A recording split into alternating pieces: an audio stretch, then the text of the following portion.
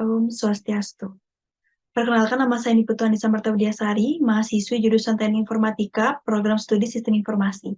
Pada kesempatan kali ini, saya akan mempresentasikan hasil penelitian saya mengenai perbaikan pengalaman pengguna sistem pendaftaran kembali Unixa menggunakan metode Design Thinking. Saat ini, penggunaan teknologi informasi sudah sangat lumrah di kalangan masyarakat.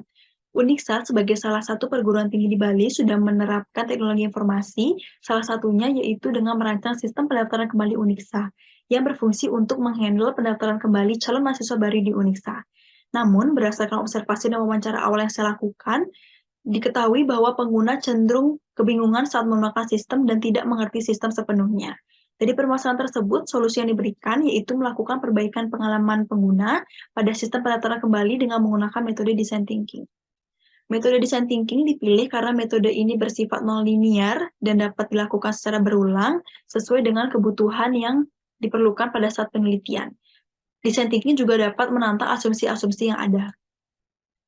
Adapun tujuan dari penelitian ini, yang pertama yaitu mendapatkan hasil rekomendasi desain, dan yang kedua yaitu mendapatkan hasil perbandingan nilai usability saat, sesudah, maupun sebelum perbaikan dilakukan.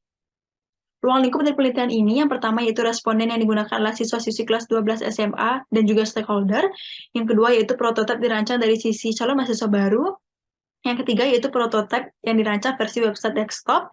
Yang keempat yaitu penelitian dilakukan sampai tahap mengujikan prototipe, dan terakhir yaitu melakukan 2 kali pengujian.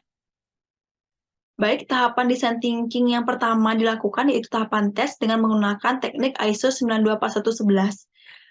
Pada tahapan ini diujikan kepada 5 orang responden yang mengujikan 3 buah task skenario.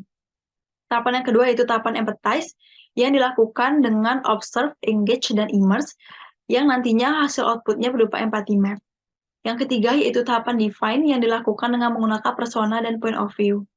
Yang keempat yaitu tahapan ideate, di mana pada tahapan ideate ini muncul solusi-solusi yang didapatkan dari teknik how might we dan juga brainstorming.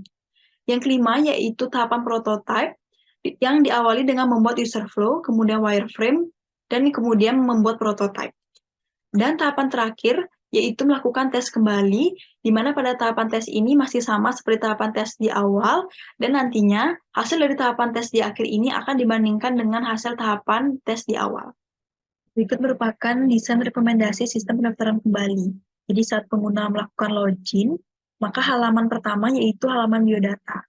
Pada halaman ini terdapat banyak perubahan yang dilakukan, salah satunya yaitu mengubah navbar menjadi step form, lalu mengubah layout dari foto profile, dan membuat pengguna dapat langsung mengisi data pada masing-masing field tanpa harus mengklik tombol ubah biodata. Lalu halaman selanjutnya yaitu halaman keluarga. Jadi perubahan yang dilakukan di sini adalah membuat data ibu dan ayah kandung menjadi mandatori dan wajib untuk diisi. Lalu pada menu unduh berkas dipecah menjadi 3 menu yang berbeda agar pengguna tidak kebingungan. Pada menu unggah berkas, perubahan dilakukan dengan pengguna dapat langsung mengunggah berkas tanpa harus mengklik tombol unggah berkas. Dan yang terakhir yaitu menu validasi yang menghilangkan beberapa file yang tidak perlu. Demikianlah beberapa contoh dari perbaikan yang telah dilakukan pada sistem pendaftaran kembali Unixa. Jadi kesimpulan dari penelitian ini, yang pertama yaitu hasil rekomendasi yang didapatkan lebih baik dan lebih mudah untuk digunakan, dan yang kedua yaitu hasil perbandingan nilai usability setelah dilakukan perbaikan mendapatkan hasil lebih tinggi daripada sebelum dilakukan perbaikan. Saran untuk penelitian selanjutnya yaitu memperhatikan tingkat responsibilitas desain di handphone. Yang kedua, menggunakan teknik dalam menentukan permasalahan inti.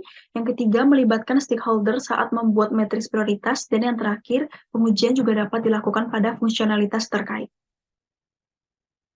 Sekian yang dapat saya sampaikan.